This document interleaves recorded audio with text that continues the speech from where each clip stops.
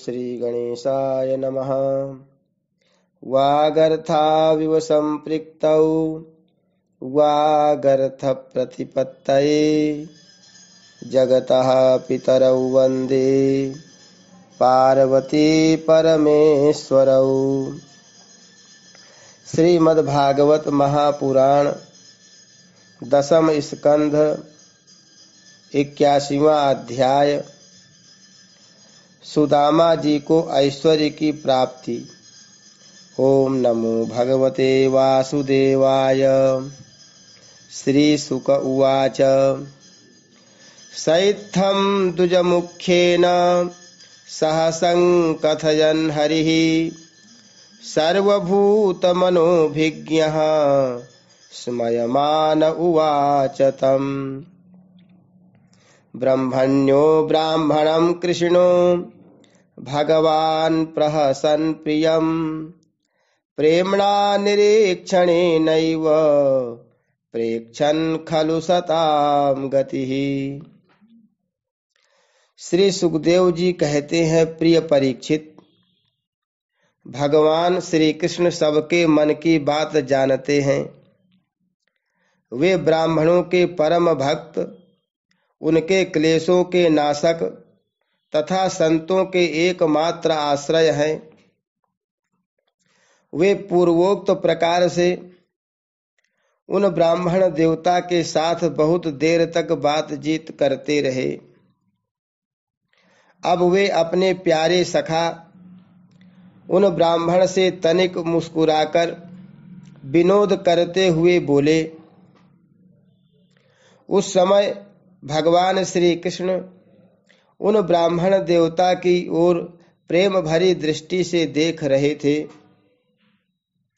भगवान श्री कृष्ण ने कहा, ब्रह्मन, आप अपने घर से मेरे लिए क्या उपहार लाए हैं? मेरे प्रेमी भक्त जब प्रेम से थोड़ी सी वस्तु भी मुझे अर्पण करते हैं तो वह मेरे लिए बहुत हो जाती है, परंतु मेरे अभक्त यदि बहुत सी सामग्री भी मुझे भेंट करते हैं तो उससे मैं संतुष्ट नहीं होता। जो पुरुष प्रेम भक्ति से फल फूल अथवा पत्ता पानी में से कोई भी वस्तु मुझे समर्पित करता है तो मैं उस शुद्ध चित्त भक्त का वह प्रेमोपहार केवल स्वीकार ही नहीं करता बल्कि तुरंत भोग लगा लेता हूँ। परीक्षित, भगवान श्री कृष्ण के ऐसा कहने पर भी उन ब्राह्मण देवता ने लज्जावश उन लक्ष्मीपति को वे 4 मुट्ठी चिवड़े नहीं दिए।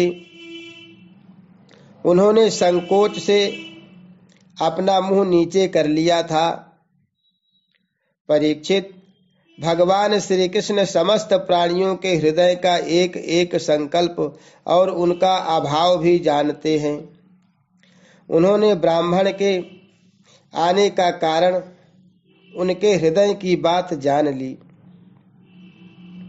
अब वे विचार करने लगे कि एक तो यह मेरा प्यारा सखा है, दूसरे इसने पहले कभी लक्ष्मी की कामना से मेरा भजन नहीं किया है। इस समय यह अपनी पतिव्रता पत्नी को प्रसन्न करने के लिए उसी के आग्रह से यहाँ आया है। अब मैं इसे ऐसी संपत्ति दूंगा जो देवताओं के लिए भी अत्यंत दुर्लभ है।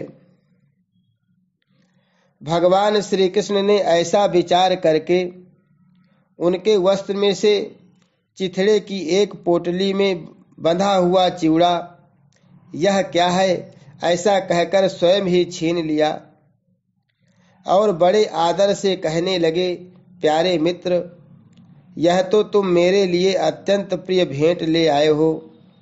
ये चिवड़े न केवल मुझे बल्कि सारे संसार को तृप्त करने के लिए पर्याप्त हैं। ऐसा कहकर वे उसमें से ही एक मुट्ठी चिवड़ा खा गए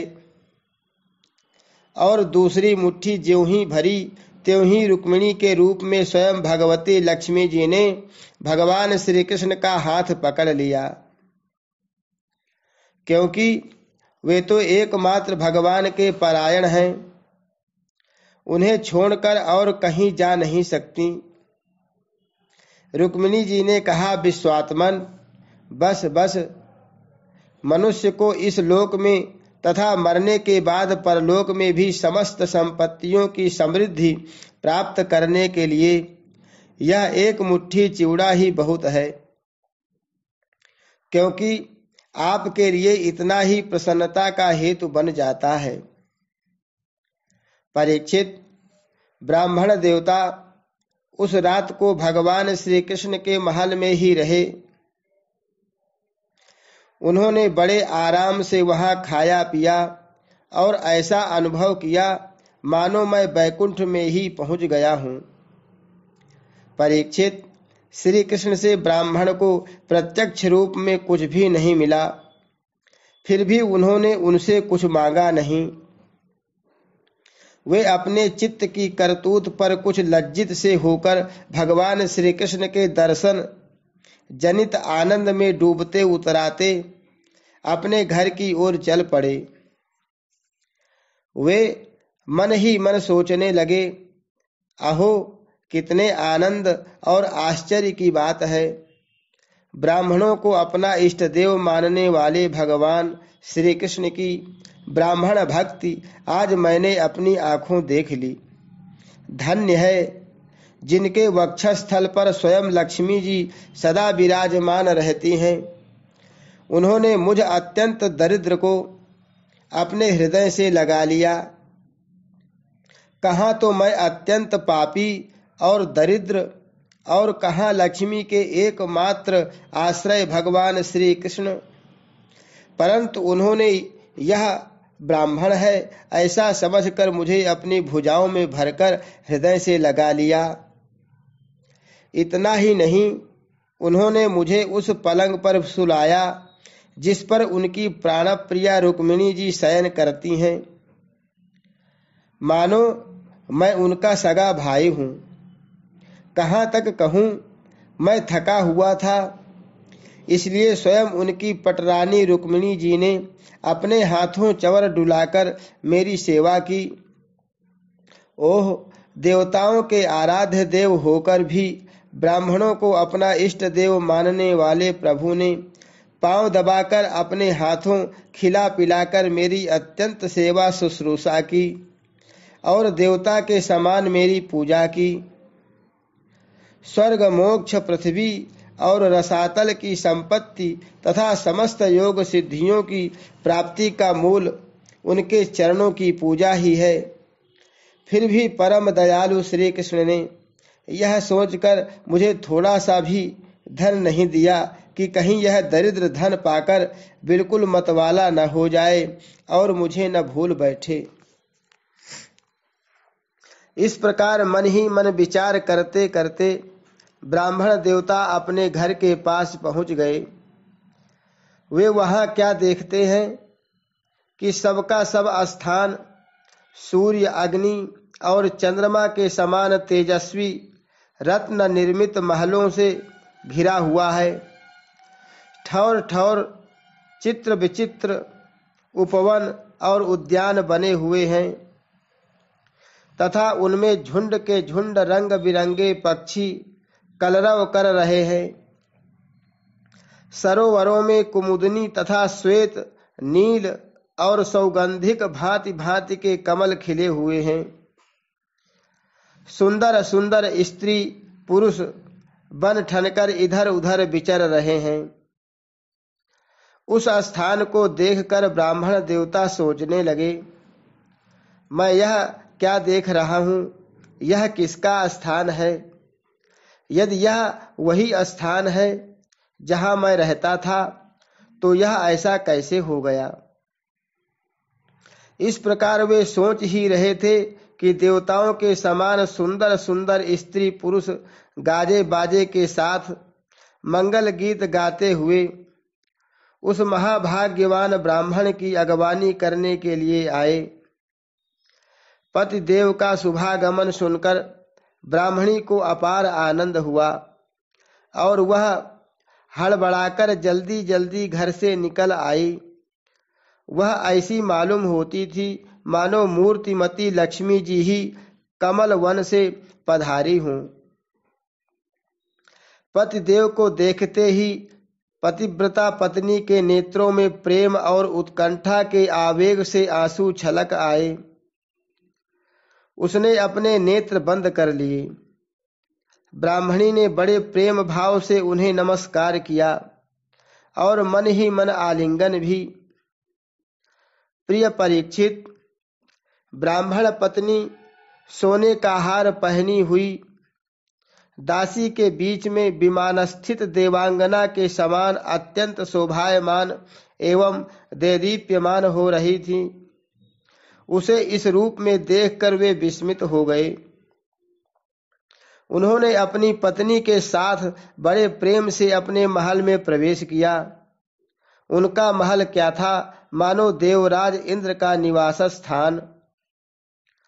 इसमें मणियों के सैकड़ों खंभे खड़े थे। हाथी के दांत के बने हुए और सोने के पात से मढ़े हुए पलंगों पर दूध के फेन की तरह श्वेत और कोमल बिछौने बिछ रहे थे। बहुत से चंवर वहां रखे हुए थे जिनमें सोने की डंडियां लगी हुई थीं। सोने के सिंहासन शोभायमान हो रहे थे जिन पर बड़ी कोमल कोमल गद्दियां लगी हुई थीं। ऐसे चंदुए भी झिलमिला रहे थे जिनमें मोतियों की लड़ियां लटक रही थीं। स्फटिक मणि की स्वच्छ भीतों पर पन्नों की पच्चीकारी की हुई थी। रत्न निर्मित स्त्री मूर्तियों के हाथों में रत्नों के दीपक जगमगा रहे थे। इस प्रकार समस्त संपत्तियों की समृद्धि देखकर और उसका कोई प्रत्यक्ष कारण न पाकर बड़ी गंभीरता से ब्राह्मण देवता विचार करने लगे कि मेरे पास इतनी संपत्ति कहाँ से आ गई। वे मन ही मन कहने लगे, मैं जन्म से ही भाग्यहीन और दरिद्र हूँ, फिर मेरी इस संपत्ति समृद्धि का कारण क्या है। अवश्य ही परमैश्वर्यशाली यदुवंश शिरोमणि भगवान श्री कृष्ण के कृपा कटाक्ष के अतिरिक्त और कोई कारण नहीं हो सकता। यह सब कुछ उनकी करुणा की ही देन है। स्वयं भगवान श्री कृष्ण पूर्ण काम और लक्ष्मीपति होने के कारण अनंत भोग सामग्रियों से युक्त है। इसलिए वे याचक भक्त को उसके मन का भाव जानकर बहुत कुछ दे देते हैं, परंतु उसे समझते हैं बहुत थोड़ा। इसलिए सामने कुछ कहते नहीं। मेरे यदुवंश शिरोमणि सखा श्याम सुंदर सचमुच उस मेघ से भी बढ़कर उदार हैं जो समुद्र को भर देने की शक्ति रखने पर भी किसान के सामने न बरसकर उसके सो जाने पर रात में बरसता है और बहुत बरसने पर भी थोड़ा ही समझता है।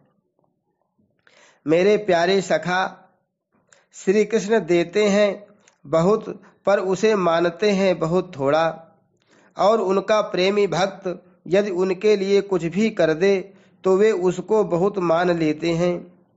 देखो तो सही, मैंने उन्हें केवल एक मुट्ठी चिवड़ा भेंट किया था, पर उदार शिरोमणि श्री कृष्ण ने उसे कितने प्रेम से स्वीकार किया। मुझे जन्म जन्म उन्हीं का प्रेम, उन्हीं की हितैषिता, उन्हीं की मित्रता और उन्हीं की सेवा प्राप्त हो। मुझे संपत्ति की आवश्यकता नहीं। सदा सर्वदा उन्हीं गुणों के एकमात्र निवास स्थान महानुभाव भगवान श्री कृष्ण के चरणों में मेरा अनुराग बढ़ता जाए और उन्हीं के प्रेमी भक्तों का सत्संग प्राप्त हो। अजन्मा भगवान श्री कृष्ण संपत्ति आदि के दोष जानते हैं। वे देखते हैं कि बड़े बड़े धनियों का धन और ऐश्वर्य के मद से पतन हो जाता है। इसलिए वे अपने अदूरदर्शी भक्त को उसके मांगते रहने पर भी तरह तरह की संपत्ति, राज्य और ऐश्वर्य आदि नहीं देते। यह उनकी बड़ी कृपा है। परीक्षित, अपनी बुद्धि से इस प्रकार निश्चय करके वे ब्राह्मण देवता त्याग पूर्वक अनासक्त भाव से अपनी पत्नी के साथ भगवत प्रसाद स्वरूप विषयों को ग्रहण करने लगे और दिनों दिन उनकी प्रेम भक्ति बढ़ने लगी। प्रिय परीक्षित, देवताओं के भी आराध्य देव भक्त भयहारी यज्ञपति सर्वशक्तिमान भगवान स्वयं ब्राह्मणों को अपना प्रभु, अपना इष्ट देव मानते हैं। इसलिए ब्राह्मणों से बढ़कर और कोई भी प्राणी जगत में नहीं है। इस प्रकार भगवान श्री कृष्ण के प्यारे सखा उस ब्राह्मण ने देखा कि यद्यपि भगवान अजित हैं, किसी के अधीन नहीं हैं, फिर भी वे अपने सेवकों के अधीन हो जाते हैं, उनसे पराजित हो जाते हैं। अब वे उन्हीं के ध्यान में तन्मय हो गए।